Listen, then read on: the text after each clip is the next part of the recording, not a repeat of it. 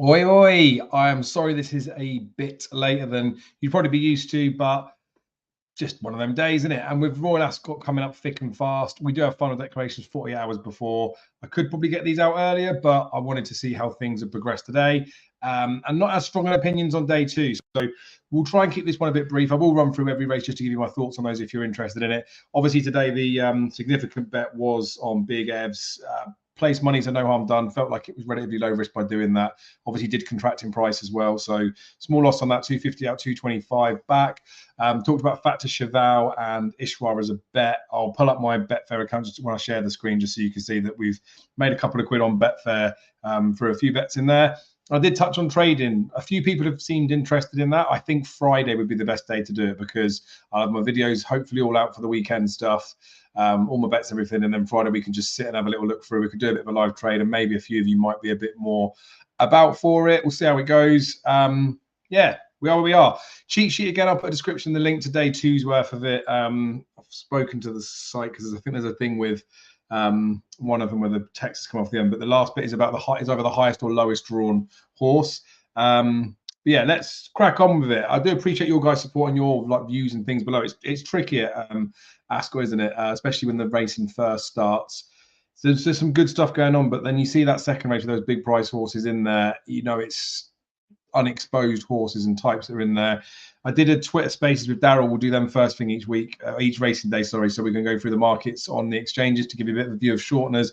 Daryl was really good in pointing out the ones that would shorten in there, and I was close with Electrolyte. As mentioned, that one Holly Doll of the Wathman racing in the second race. Bit of a gutter on that one because I just left one to run rather than big old trade when I've backed it at big price. Anyhow. Yeah, well, let's just go with it. If you haven't already, make sure you subscribe. I'll say that just as usual. Like the video if you can, and then drop a comment below if you're that way inclined too. Right, so Betfair's the only place we've played today, so you can see there returns are higher than the stakes. We've got some exchange exposure in there, but that's some anti-post stuff on the dogs thing. So I don't know what's that, 146 quid ish, 145 quid made on there. Lost 25 quid with Big S. So we made a couple of quid. That's just going in and out on a few of them. Ishra was all right to me, to be fair. We are where we are. So let's crack on with tomorrow's racing. Again, I've already said at the top of the show, there's not too many strong fancies in here. So listen if you want to listen. Don't listen if you want to switch off and you're looking for some good things because I don't know if I've got them right.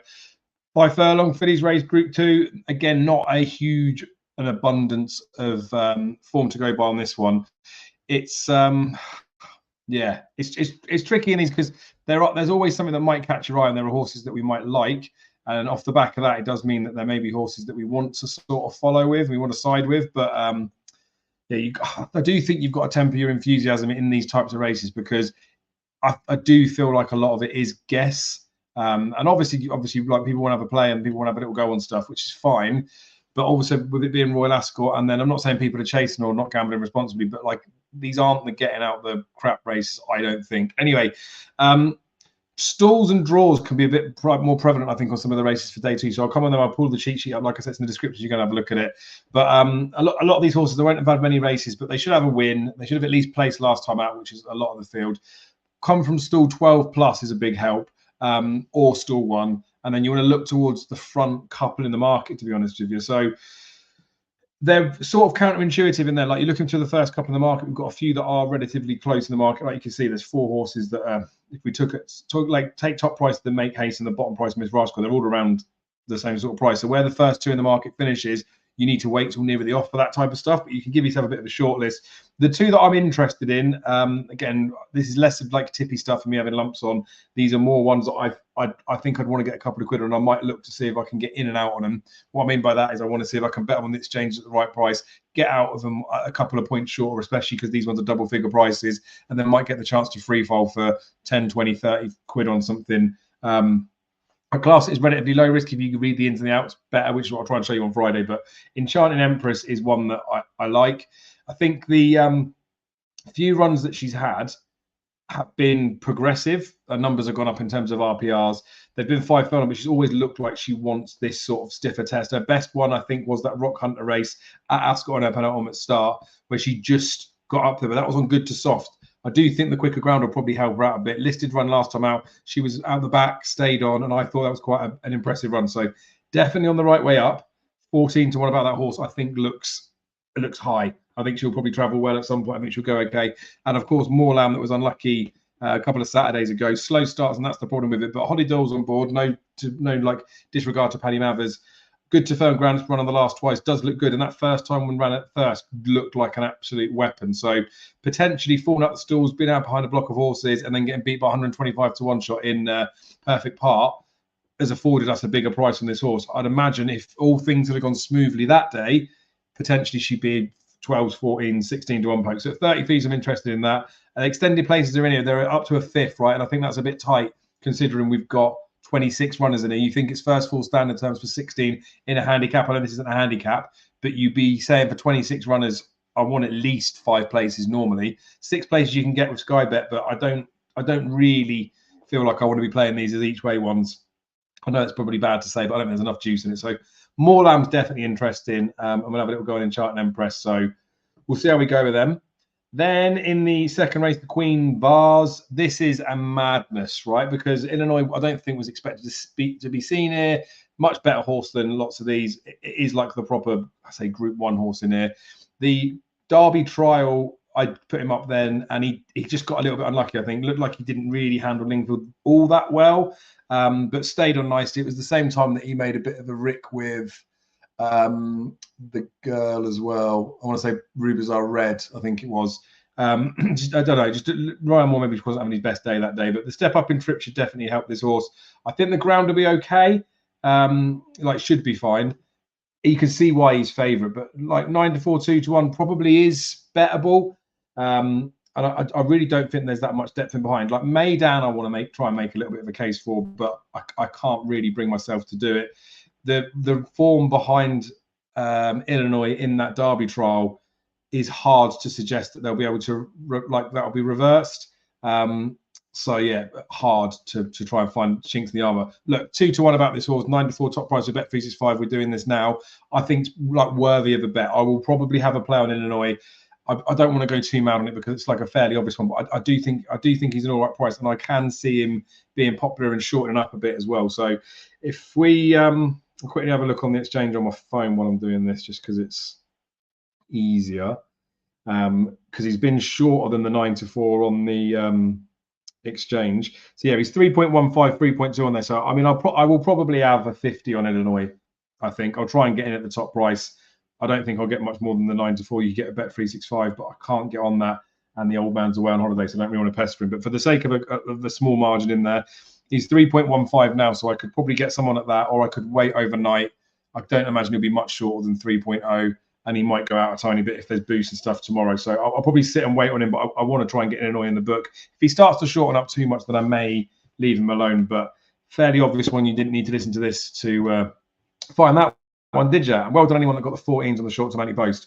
Absolute balls of steel to be striking those types of bets. I like a few of those when you take a chance if horse is going to run somewhere, but I've left the short term anti-post alone after being crippled a couple of times by it. Right, the Duke of Cambridge Stakes, this 345, nice race as far as I'm concerned. There's a bit on the trends that are in here where it's not massive to sort of whittle this one down. I found this one probably more frustrating than anything because I think this Road Millennium, again, it's a favourite. Lally-Do, I know I get abuse on other channels for tipping up favourites in there, but I feel like it's the right favourite in the race, but possibly you might want a bit more of a price about the horse. So obviously won this last year, put in an RPR of 113.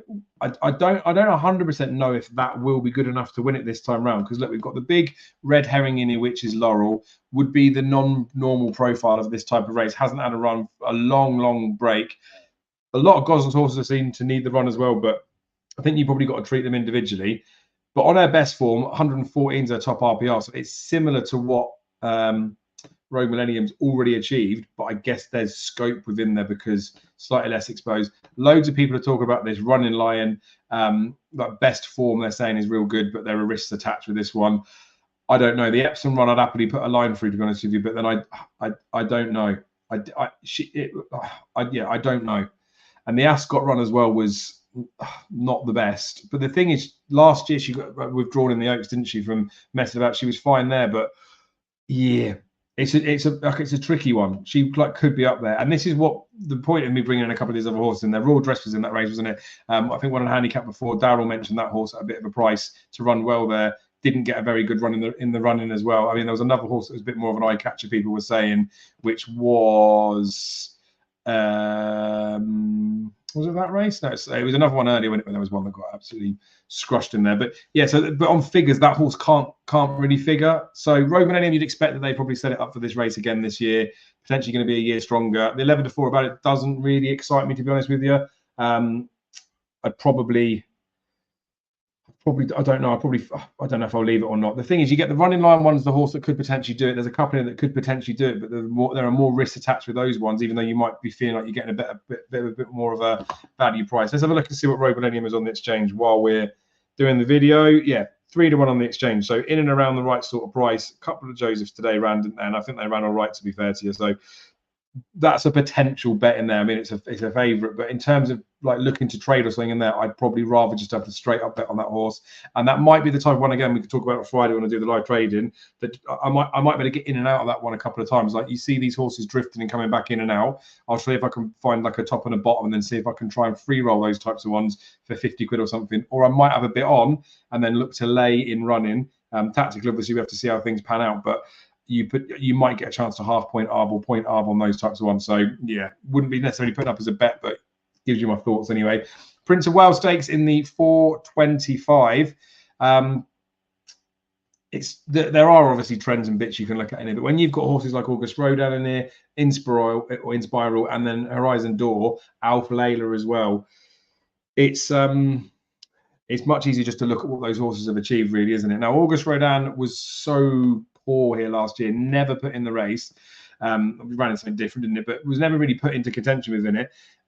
And I don't feel comfortable with that, to be honest with you. Obviously, everyone was talking about White Birch in this race. White Birch hasn't even come here, so we don't really know how strong that line of form is going to pan out to be, because obviously August Rodin could bomb, and it means nothing about that one last time out. It's the fact that they're coming back here to try and get some sort of redemption. I do quite like that. Tiny worried about the drop back in trip, because we know I think he's better at 1 mile 4, and with it being real fast ground as well. Now, I know they said the rain went against him, and that's probably why White Birch isn't going to be, because it is so quick. But the 15th bet about August Rodin, we know he's a bit of an in and out horse. I couldn't get anywhere near that. In Spiral, I'm keen to take her on anyway. I looked at that for the first race yesterday, but obviously she didn't get declared in there. Now, trip-wise, obviously did win at Santa Anita over this trip, and it was a difficult one. Nicely stayed on, picked him up and did it. And you could see her doing a similar type of scenario, especially with the ground being as quick as it is. She's got the numbers in the book, right? She should be up there and doing it. Now, I wonder whether she'll shorten up and might actually go off favourite in this race. Definitely should be joints, I would have thought. But Horizon Door was the one that I sort of pinned myself into when I looked at these races before. The ground may be an inconvenience to him. He's done all right on like goodish ground before. But it was just the run behind King of Steel last year under the same jock.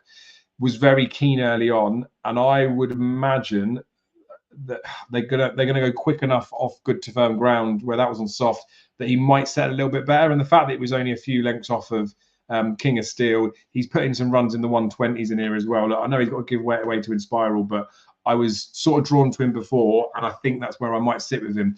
Frustrating, really, when you've got 10 runners in here and they're only offering 3 places, no extended places in a race like this, especially when you've got 2 shorties in there. This would not be a bad each-way race for the bookies. It's pretty disgusting that they're not offering the extra concession, if you ask me. That's me saying it because I'd rather have the extra little place on Horizon Door. But yeah, I might do something with him. Whether it's a trade, whether it's a bet on him, I don't know. But I will definitely throw something at him. So for the purpose of saying this, I'd have 25 quid winner on him. I might do something different with it, but we can review that later on. Right, the Royal Hunt Cup. I just need to say on this one, a friend of mine told me that this horse was that Wathman Racing had put an offer for this horse. Turns out, obviously, the sale did go through. I don't think the connections wanted it to begin with, but they saw something particularly in this horse. Now, there's lots of shorteners and there are lots of horses that end up going off at like literally prices. The extended places on these types of ones, I preferred to wait for it. Now, it could have been like 16s before, but you don't know what the makeup of the race could be, the draw, all those types of things. But Real Gain's got the right draw as well. So the Royal Hunt Cup's interesting for the stat stuff, preferably drawn 4 to 7 or 21 plus. Probably want to be a 4-year-old and carries between 9 stone and 9 stone 5. Now, Real Gain ticks every single box, the only horse that ticks every single one of those boxes within here. Now, if there was a few that sort of made the shortlist, especially on the prevalence of being aged 4, and then on the draw, I'll see if I can get those ones up. So Holloway Boys, Streets of Gold, Real Gain, Regib, and Crackshot were those ones in there. So Regib looks reasonable, to be fair, as well, but potentially carrying a little bit too light. But you might not want to put that down as a negative. I think they've got their chances, and it's obviously up the right side with Real Gain. So I will probably play Real Gain in some sort of capacity. I might be tempted just to back it and then see. And then Regib, or Regib, however we're going to say it, is 28. It's a big old price with some extended plays out there. So I think I might have an each way tickle on that horse as well. So again, I don't know how I would particularly be doing it. I don't want to throw too much money at a race like this. It is quite punty, but smallish stakes, say half point or whatever, I'd have an interest in there. And obviously Regib is a big enough price that you wouldn't have to bet too much at those sort of numbers. Anyway, like I say, it's not a strong betting day for me, but we're going to go through them anyway. Right, 540, the Kensington Palace stake. It's a fillies handicap, right? This is one where I don't feel so confident in this sphere. And I always sound rude when I say this type of stuff on jumps racing, but the girls, sometimes I don't feel like I can get as much substance off the back of their form as I do with the lads, and then sometimes with the flat as well. Like inconsistencies can seem to come out a bit more than in other places. I know there's a few people that really like this. Elim, 8-1, like the 6 and 7 places up for grabs in this race. And we talked about that race earlier. There's 25 runners in here, and you are getting those extended places. So I don't have a massive view in here. Rawoya, however we're going to say it, it's a difficult one. I'm not very good with words. Jim Crowley's been really bullish about this horse. 16-1 plus, I think, still available on it. We can check that in here. But like behind that, Chuisia at Goodwood, which was like a really nice run. And there's other bits of form from earlier on that this filly looks like she's got some scope, right? She's off a mark of 87. She has already won a handicap off of 80, and that Chuisia one was a Class 3 handicap off of 85. Did disappoint at York, but not every horse runs so well at York. They just said that she ran 2-3 that day, so I just take note of the fact that Jim Crowley was quite bullish on this one. So 16, 6 places. I think if you're interested in having a bet and you haven't really looked at anything, I'd probably put you onto that one. But I'll have a play on that one. I think I definitely will.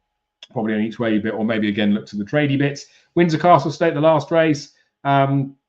This one here is a race that I'm going to put Cheval de Guerre in. Now, the last 5 winners have actually been drawn at either the highest or lowest stall. So it sounds a bit mad, but right on the outside or right on the inside work. Sometimes they get tucked in, don't they? But this Cheval de Guerre, American horse coming over, that was over 5.5, dropping back to 5. This is going to be rapid, furious type pace.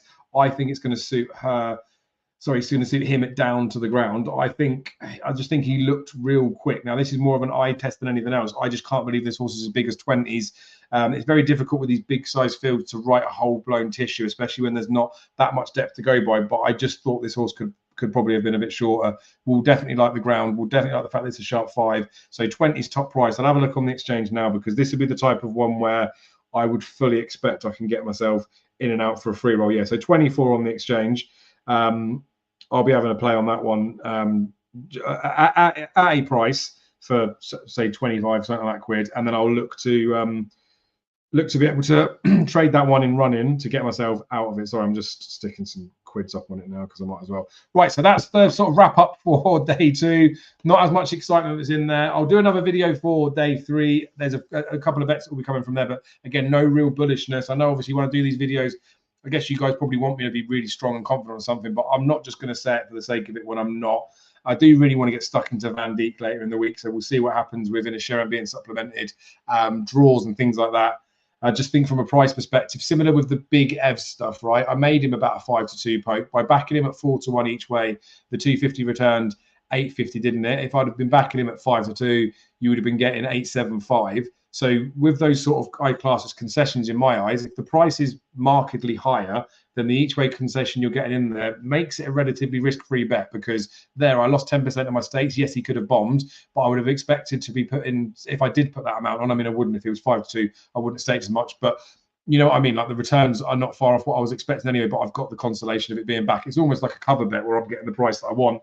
But Van Dijk could be a similar trade of that as well. So yeah, I'll keep putting them out for the rest of the week, just for the fact that you've got them then. And like I said, we might do a live Friday if people are interested in it. So sorry it's out a little bit late. I've done it anyway. Probably be similar tomorrow, I reckon. We'll do it in the evening, but I don't know if I can get it done earlier.